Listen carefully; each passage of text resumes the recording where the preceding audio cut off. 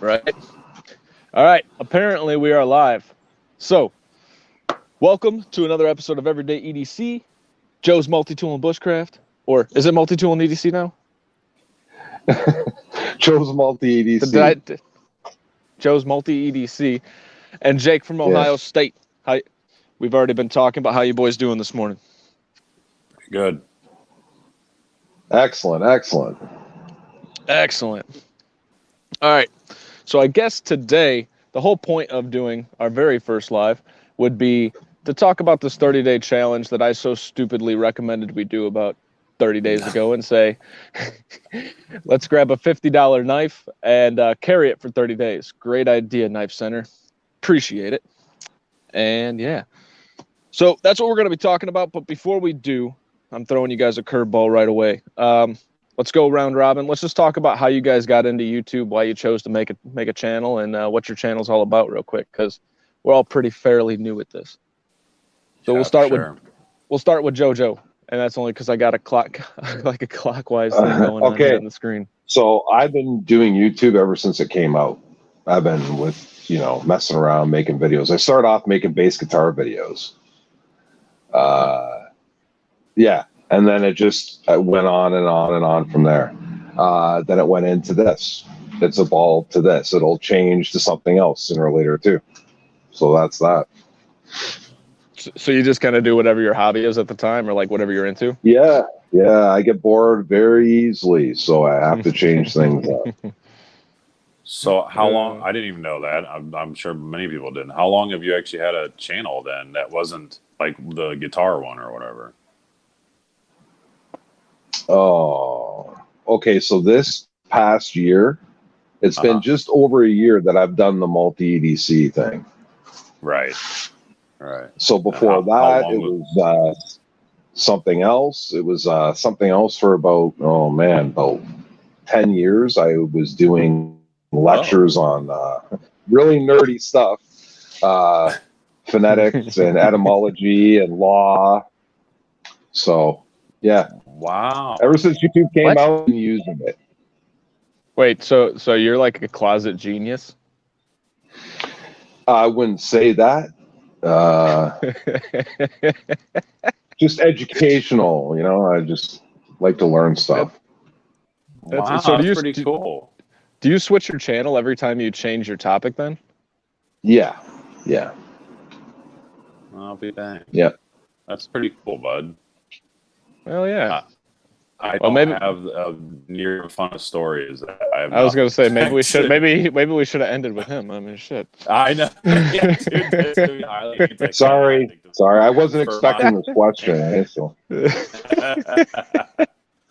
I don't. I just started because, like most people, it was slow down time for the entire world. And Brad at my home EDC kept talking about it to me and just saying to make one. And that was it. So I don't have any other YouTube experience than this. How long have you been collecting knives, Jake?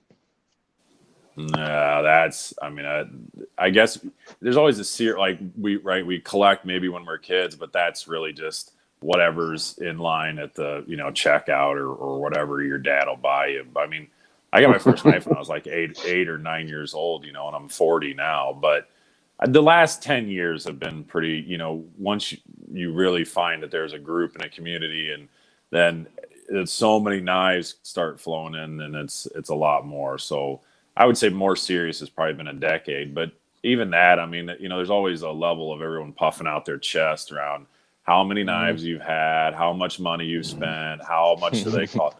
Because I stayed in the budget realm for so long, literally like sub $100, and honestly closer to $50. I had, those were almost all my knives, but the last 10 years, I would say, has been a lot more prevalent for collecting than just picking up ones here or there.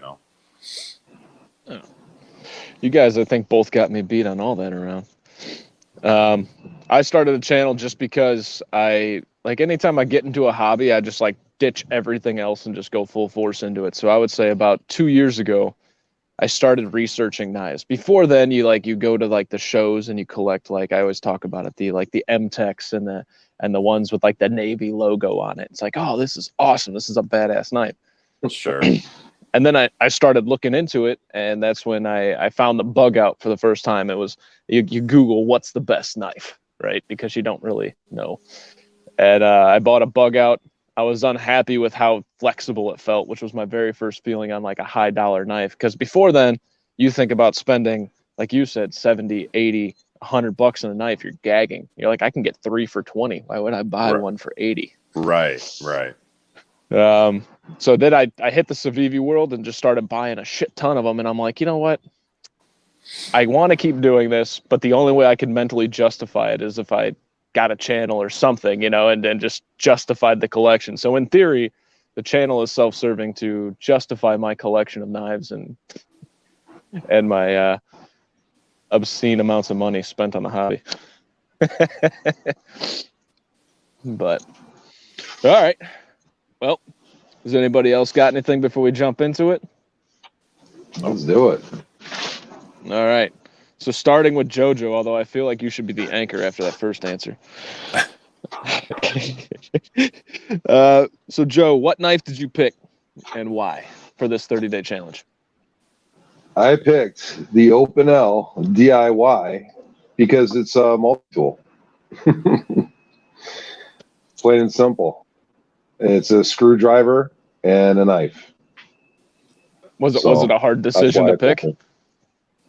It did come down to one other knife I was interested in carrying because I've never really carried it that much, and it was the SOG Fielder. But I thought this made more sense.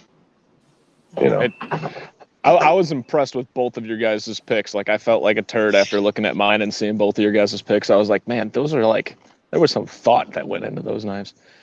But, all right. Let's see here.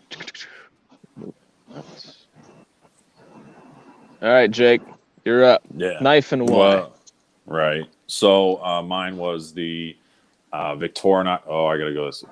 Sorry, look, it's gonna mess up this whole thing. It's backwards. The Victorinox Centurion, and just like Joe, like I always have some sort of Victorinox in my back pocket, a multi-tool of some sort.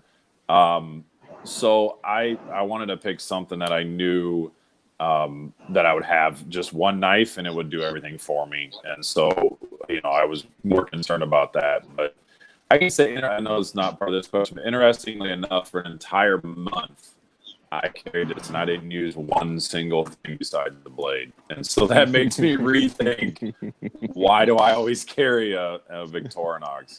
It's like, oh, well, that's kind of weird. But I don't know. I still will, though. You got a whole collection of them, ain't it? Like, that was one of them that you were collecting. Yeah. I got a couple of these larger ones like this, and then I have a drawer full of, like the standard Tinkers and Alox versions and so on like that. But yeah, I don't know. I just always like nice. Yeah. All right. Let's see here. I have to keep touching my screen so everything keeps shaking every time I change something over. All right. So I chose the CRKT Huron. I chose this because I really like the shape. I like the ergonomics of it. It's a thin carry, and the blade shape is kind of probably in lines with my favorite mixture between Wharncliffe and kind of that sheep's foot, although this is more Warney. But I also chose it because I didn't want to be typical. By that, I meant I didn't want to go for like a CJRB or Civivi. I wanted to go with something that I wouldn't normally even choose to carry, although this one kind of changed because when I got it in hand, I loved it. But I wanted to feel something and force myself to use something that I wouldn't choose normally, I guess, is the point.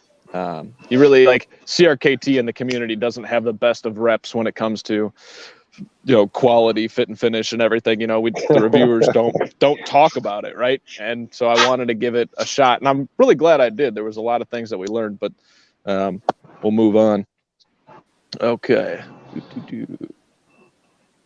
All right, Joe. So how did your knife perform? Did you have any issues? Did it meet everything that you needed? That type of thing? Okay, so I used it for two main things. So we caught it at the end of the season for gardening, okay, which was perfect. So I used it in the garden, and I used it for pairing in the kitchen. and it was perfect. You know what I mean? I didn't have to use it for anything heavy, like any hardcore use. So it did perfect for what I needed, for what I used for. Those two things mainly is what I used it for. Did you find like the multi-tool function? Like, did you use the multi-tool function on it, or was it just kind of the peace of mind of having that with you? It's the peace of mind. It's always the peace of mind when it comes to what I carry. It's like, what if, what if? So, but yeah, it's like it did well. It's like the batteries in the flashlight, like you just mentioned in one of the comments. Yeah, the what if the power goes out type of thing. Yeah, man. I'm always thinking I've always got that worst case scenario in the back of my mind. Mm-hmm. That's just the way I'm. Just the way I am. I can't help batteries piss me off. All right, Jake. So how'd your knife perform? It was good. It was good. You know, I'll add to that too, Joe. I think that's why I always have a Victorinox in my back pocket. Same thing. Like, what if I do need it? You know, like I don't drink at all, but I've been places where people are like, hey, who's got a bottle opener? And then I'm so excited that I have a Victorinox with a bottle opener on it, and it's like, right here, use mine. I don't care if somebody has a more legit one. I always have. So like, that's why I always have one. But so how did mine perform? Perfectly fine. It really did. The majority, I'm definitely in the category of the majority of my knife use is just cutting boxes open. That's, cutting tape on boxes and then dismantling the boxes for whatever. So I didn't have any hard use either, just standard workday things. As I said, I didn't even end up using any other implement of the knife at all. So, the steel is fine on it. They're proprietary steel. It worked fine. For 30 days, I didn't even sharpen it. I just cleaned the blade off. I did a few strops on it. So again, it was fine. I'll say the thing I missed is there is, zero fidget factor with this thing at all. So, usually when I'm driving in a car, I'm flicking a knife or whatever. And I think that was probably what keyed into what we'll talk about a little later about the boredom of the knife, as I couldn't fidget with it at all, But it was fine past that. Its primary purpose is more of a fidget spinner for most of us than actual use, Right. Let's see here. All right, switch it on up. So this, I didn't have any issues with this, which I kind of found ironic in that it's an 8CR13, and it gave me such a newfound respect just for all steels. I don't want to say for 8CR13, but let's be honest. I mean, this got past anything I threw at it. I mean, I used it for, like you said, mostly cutting open stuff, making, fine cuts as far as I cut open. Actually, I used it to make a lot of package labels for other knives that I was shipping out. And I handed it off. I tried to hand it off as much as possible, partly because I was like, get the hell out of my pocket. And the other part of it was like, I want it to go through as much use as possible during these 30 days. So I did hand it off to about 2 or 3 people who used it for, I intentionally walked away. I didn't want to see what they did with it, that type of thing. It's like, I beat the hell out of it. It's like, I want this thing to go through hell and back and just kind of see where it was. Let's see here. Does this, so what I did to this, I did sharpen this twice. The first time was out of boredom. The second time I actually needed it, and I don't remember why it needed it. I don't know what I was using it on. I should have taken notes or something. But so I did sharpen it twice and stropped it, honed it up a little bit. So it did go through. You can definitely tell 8CR13 versus like what you're used to carrying didn't necessarily hold an edge as well. But I mean, it sharpened up just fine. It held a good edge. It wasn't like those edges that crumble with those pot steel knives, I did take it apart and I added phosphor bronze to it out of sheer boredom, like Jake said, just kind of like make it a fidget spinner and make it fun. And so I kind of really made this knife my own in the process, which is probably part of the biggest pride point in this whole process, was to find something that you just make your own, Well, let's do this real quick. I can do this now. What up, we with knives? I was talking about you in a video I was making last night. It was I pulled out the what is that? The Hogue Micro Flip. And I was like, we talked about that knife a little bit. But anyways, we're doing. I'm at work, but I dropped in to say hello. Well, thanks, man. I appreciate that. I know this is a weird time, but it kind of works for the three of us at least because we have weird schedules. So if you get out of here, anybody else just get really excited that a comment popped down there because I didn't know how that was gonna work. Hey, you know what? You know what's awesome? Cool. Is he is the very. It'll go down in history as the very first comment on our very first live. So that's badass. That's super cool. Look at that. Oh shit! All right, moving on here, JoJo. Let's bring you back up. So some of these questions may be redundant. So if they're redundant, we'll move on. So how did the knife perform? Kind of covers the what did you learn about the knife. But I guess in a real quick, did you notice anything about it that you didn't before those 30 days in carrying it?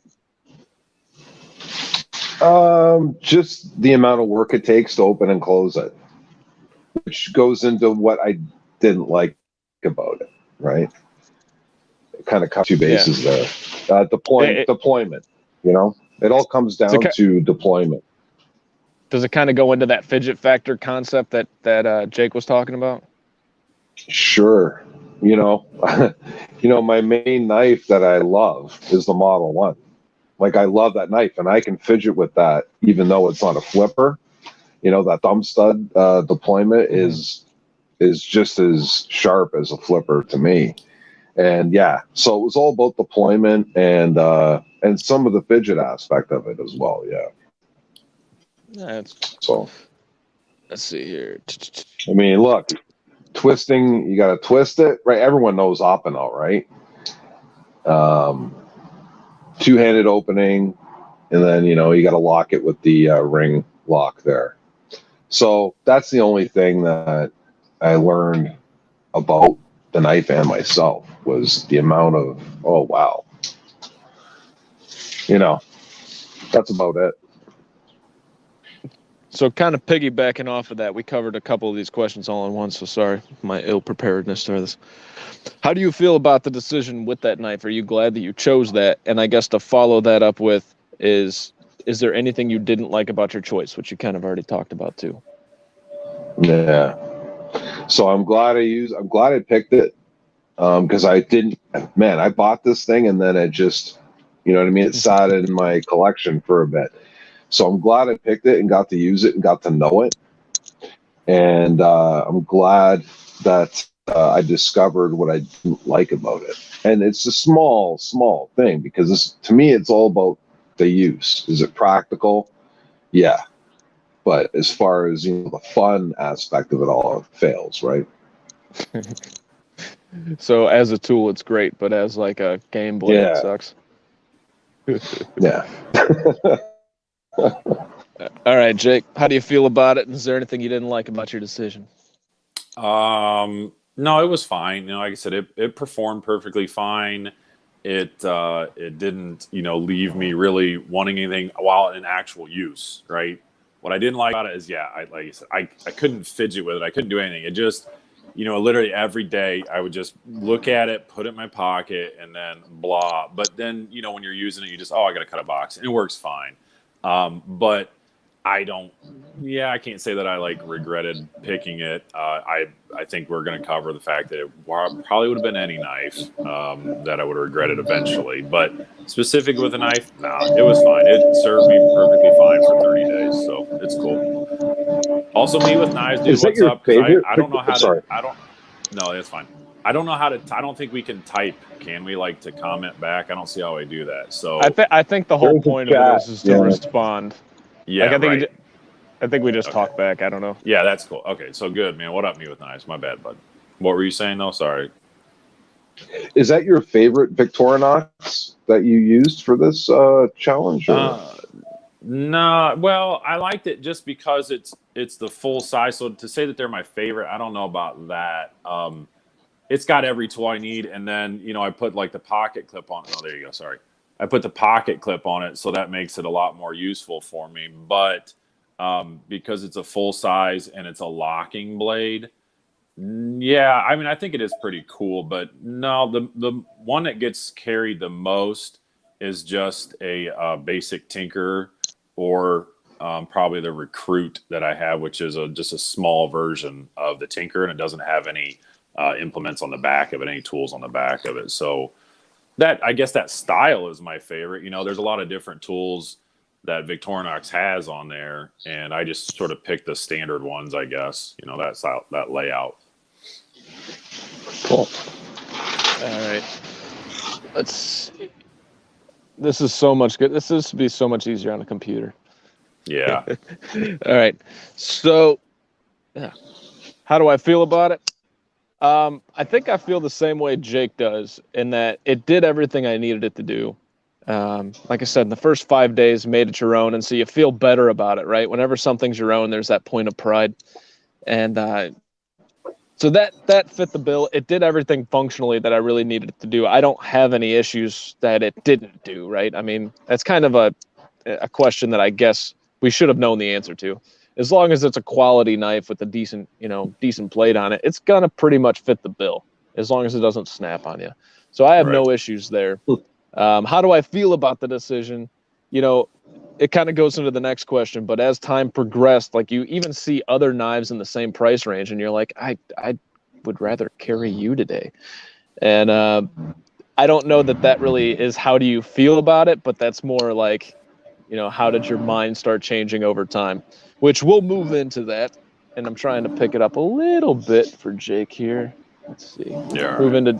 Let's move into Joe. So at around day 10, did you notice anything different as far as how you felt about the knife that was in your pocket? Just the pain in the ass when it came to deployment, man. You know what I mean? That's what it all came down to. It was like, oh man, I gotta, I'm so used to just using one hand all the time, right? So I could use the other hand for something else, right? Did you teach yourself over time to like open it one-handed, like, and then move the ring with one hand? Like, trust me, I was trying to, I was messing around with that. I was. But it's, you know what I mean? It's very difficult to do. Like, you can, like, it takes, there. Yeah. See how long that took, right? Like, one-handed closing is no problem, but opening is a bit of a pain. A lot less practical for the one-handed. Yeah. All right, Jake. Here's that loaded question that we talked about, man. Day 10. What were you feeling? The annoyance, just the sheer annoyance. We have talked about this, Tyler, and it's so bizarre. And I'm also going to throw this into that. I got a hold of our friend Captain Spalding there, Jeremy Spalding, and he comments on a lot of our YouTube, so you probably know what I'm talking about.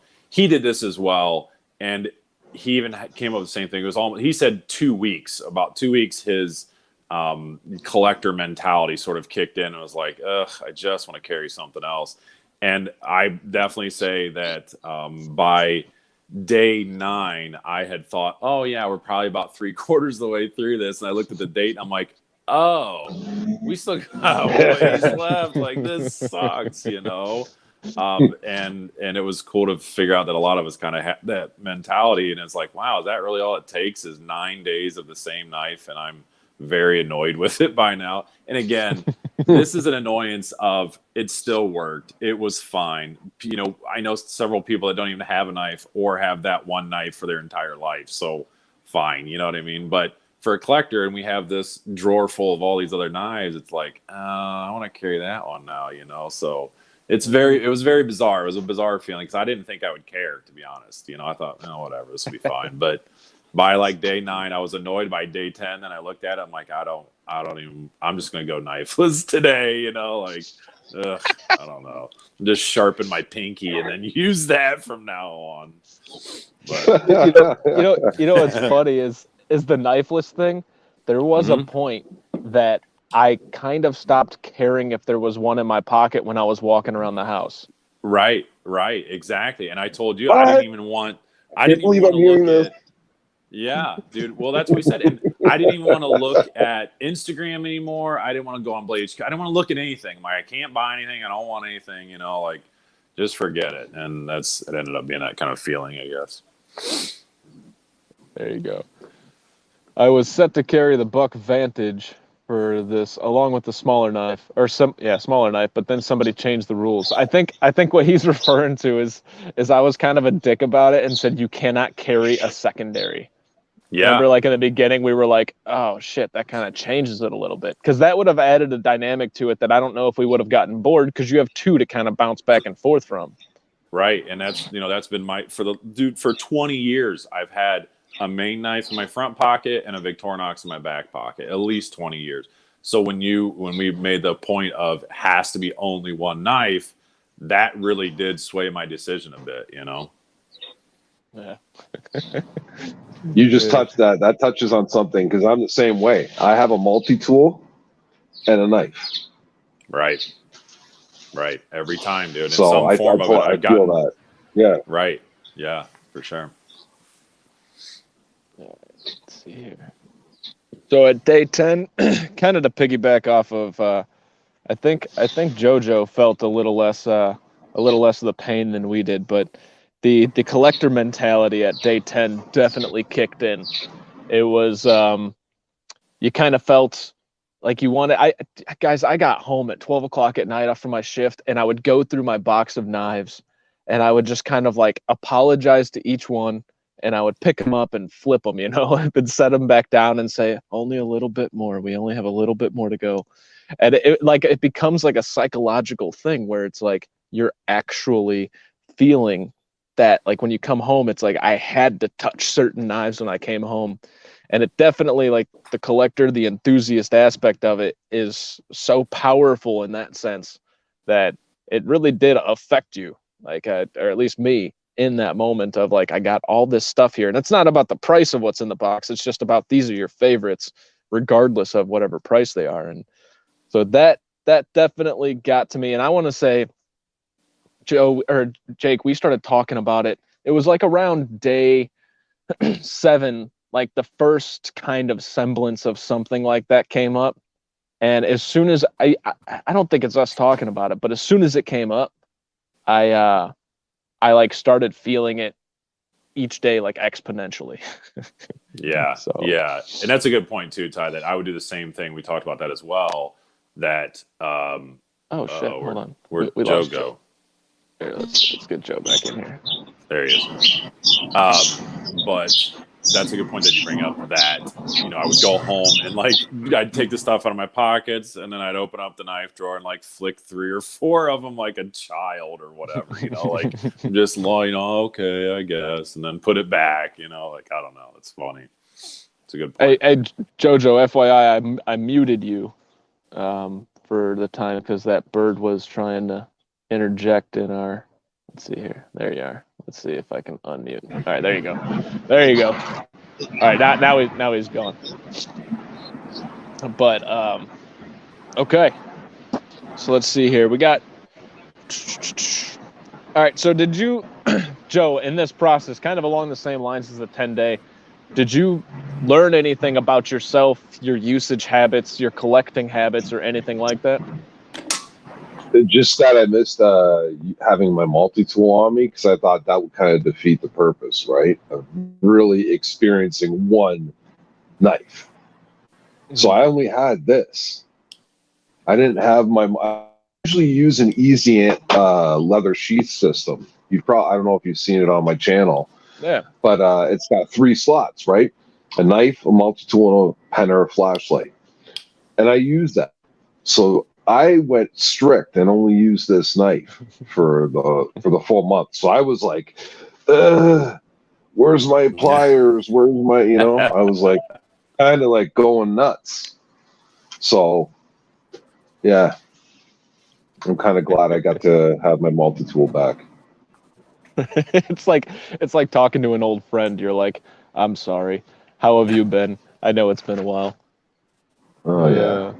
I'll address that when it's my turn for that K320. That does go into it though, for sure. All right, Jake, same question here. What'd you learn about yourself regarding everything knife? Yeah, well, and that's I kind of touched on a little bit that for 30 days I didn't even use any other implement of this knife, and that makes me, it's like, oh well, maybe I don't really need to carry a multi-tool all the time, but and that's for my work, so 5 days a week or whatever, I have a tool bag with me anyway, so I'm a little over redundant with my amount of what I carry. I have an entire roll behind tool bag. It's got everything in it I need. But I don't know why. Sometimes I just pull out that little Victorinox and I use that. Why do I do that? I have a screwdriver in my tool bag. You suffer through the tool like the screwdriver bending on you, and just to use it. Right. But there's been a few times where I needed so like with the Victorinox that you can do just sort of lock it at the right angle spot like that, and I needed that little bit, and I didn't have that, so like things like that come up, but they didn't for the last 30 days, so it is kind of funny, but in the back of my brain is always what if, man, that's right. So it's funny that I learned that I didn't need it, but I still want it. You know what I mean? So let's see here. All right, there's this. Okay, so I'm going to get off of this. So basically, on that same note, I think to your point where it's, what did you learn about yourself, right? I learned that if you rewind 2 years ago, I bought a Gerber from Tractor Supply that I love everything about it without actually knowing anything about knives other than it's a knife. And I thoroughly enjoyed it. And going back to that, I carried that thing every day. Before I left the house, I'm like, shit, where's my Gerber? And it was only a $9 knife, it was on the clearance rack of Tractor Supply. But I treasured that knife, and really that knife only. I would look at other knives, but I'm like, my Gerber's cooler, And then you go through this, and it's like everything has changed, like the way that we look at knives and the way that, the hobby and everything. And on day 8 with a knife that arguably is better than that Gerber that I had in my pocket at the time with the CRKT Huron, I was bored, and I'm like, man, I'm missing this. And you ask yourself, like, what are you really missing? You're not really missing anything, but you're missing, it's the variety. And I think it goes back to the knife polygamy that we kind of talked about, right? It's for some of us, it's almost like a watch. You wake up in the morning and you're like, which one am I going to carry today? But to that point, how many times was it kind of nice to wake up and be like, all right, well, I don't have to choose between my umpteen knives that I have sitting on my desk. It's kind of like it takes a little bit of anxiety before work off in that sense. Yeah, I see that too. You know what I mean? It just takes a little choice out of it, which side of it is like, oh yeah, that's cool. I'm just going to put this back in my pocket, but I think the boredom outweighed the like lack of choice. You know what I mean? I was like, well, the lack of choice was still like, I mean, how many times do you, before you leave for work, right? And you too, Joe, like, do you guys have that moment where you pick up a knife and you put it in your pocket, you take 2 steps out of your knife collection area and you do a 180 and you go back and take it out of your pocket, but you do that like 2 or 3 times sometimes. You're like, oh, shit. And then you end up putting 2 in your pocket just to facilitate that want of carrying some. Yeah. I definitely did the one like where you tell like, maybe not this one today, and you put it in your pocket and you move around a little bit. But I just pick one main knife anyways. But yeah, for sure. It's a silly thing to do, I guess. All right, Jake. Well, I know you got to go, but before you go, do you want to explain the next part of the challenge? This is going to be a 2-parter. And what I would suggest before we make any decisions on what we're going to be doing for it, let's take a week and try to come back and maybe do another 30-minute live or something in the morning if possible. And then we'll show like our choices and, what we choose in that. Okay. Does that sound good? Yeah, that's cool. So yeah, I just thought it'd be fun to do like sort of a phase 2 with this. And, but you can pick any knife you want. Still one knife, but any knife you want, and carry that one. I'd originally talked about picking something that's a broad enough difference from your original one. Usually that means a price, but it doesn't always, because we know that budget knives now are so good in what they can do. You know, it almost even seems like that if you get up above $100, you know, and I'm just saying broad terms here, not every single knife is like this. But if you get up above $100, it's sort of like you can't tell a difference until you get clear up to, I don't know, 250. And then maybe you get to 250, and then I don't even know what the difference is past $200 to whatever, up to $400 or $500. I've held some of those higher end knives. But I think there's a big enough contrast, as long as that's the point, is like, let's pick a knife that we really, really like, and, you know, just carry that for 15 days and see if we, again, get bored and, you know, whatever, get annoyed and all those things like that. I just thought it'd be kind of a cool phase 2 to this. To kind of see if it's the budget knife that bored us, or to, I guess, cement the idea, at least for me and you, the idea of, we're just knife whores. I mean, right. I just want the variety. Basically where we're at. yeah. And that's why, like, when we originally talked, I thought, maybe I'll try to pick one. I've got a handful of them that are above 150, and that just means, like, I know the materials are going to be drastically different. The quality should be drastically different from an under $50 knife as well. But again, I don't necessarily think it has to be 150. You know what I mean? I guess that was just in my head. So as long as it's a knife, you know, that is drastically different in quality and things like that, and that you're used to and that you like it. I think that's the main point of it, of phase 2, I guess. So basically, it's pick a knife that you think, if you had endless choices to do for 15 days, pick that knife. Yeah, that's a good sum up. Yep. Okay. All right. Well, Jojo, how do you feel about that? Yeah, I'm down. Sounds fun. I know that's why I only want to do 15 days. I didn't want to do another 30 days of not having, because my choice is now I'm definitely not going to have a multi-tool at all. There's not going to be, I don't have anything that drastically different that's still some sort of Victorinox or something, you know? Right. All right. I have something interesting that should be good. Yeah. Cool. All right. I still don't, and the reason I asked for a week is because I still don't know what I want to pick. I brought this out just in case I had to choose today.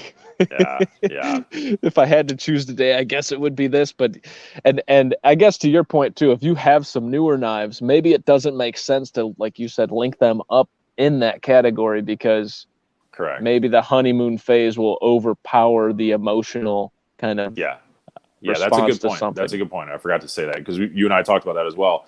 I don't think you can pick a brand new one, because you're gonna get past 10 days and still be fine, and then even hit 15 days and still be fine. You know what I mean? Yep. So that's why because I had like the Wii Fornex, and I haven't even got a chance to carry that yet, and I thought, well, I don't want to do that, you know, because I haven't done it. And then that Kaiser Wonder that I keep blabbing about on all my videos, I don't want to do that one either, because I've only had that one for about a week before we started this. So I actually sent those out for loaners for somebody else to check out for a little bit, so I wouldn't even try to pick it. But that's a good point too. Make sure you pick something that isn't brand new, so you can't say like, oh, it's cool for 10 or 15 days. All right. And then same rules applied. Just one knife in the pocket, no secondaries, nothing like that. Because I already see Me With Knives says $150 10-day challenge. And 15-day challenge. Yeah, 15-day challenge. Because at the 10-day mark is where I think we felt, I don't want to say the strongest, but we started to turn that corner in the hill. We already reached the peak and we're starting to roll down, right? Right. It was that shit moment. Yeah. So I agree. But and the $150 Me With Knives is more of just like a generic. Basically, you pick a knife that, if you had to choose any knife in your collection for 150 days, for 10, and we're done with YouTube. We quit. After 150 days, you guys wouldn't ever see me again. I would just be like, this sucks. Yeah. But all right, so you can pick whatever knife you want for 15 days. There's really no labels to it. It's with the $50 sub challenge was, hey, most of our value systems are based around some semblance of a financial degree of where that knife kind of runs, right? but not all of them. I mean, I have plenty of knives. I mean, I got that Artisan Cutlery Proponent. That's just this freaking massive tank for $70 that I just talked about in a video last night that I haven't posted yet. But it's like one of those knives I want to carry more. It's it's so much fun. Right. So something like that, I don't know that I would recommend the Proponent, but yeah. Right on. So, alrighty. Well, not trying to cut this short. Does anybody have anything to add? Yeah, I'm gonna thank. So Me with Knives obviously being here is super cool, and that he participated in it. You know, I think that's awesome. I mentioned Jeremy Spalding earlier. I appreciate him joining in, and then he gave his input as well. He just left me like a voice message, and again, it was the same kind of deal that he got bored around 10 to 15 day mark, and he carried the Rat 1, if anybody knows, and they said the same thing. It's a great knife, but yeah, it's an awesome knife. It really is. But the same thing is like, yeah, I just wanted to start carrying something else. It's part of the hobbyist or collector in us, I think. Yeah, dude, those things are such good knives. What's funny?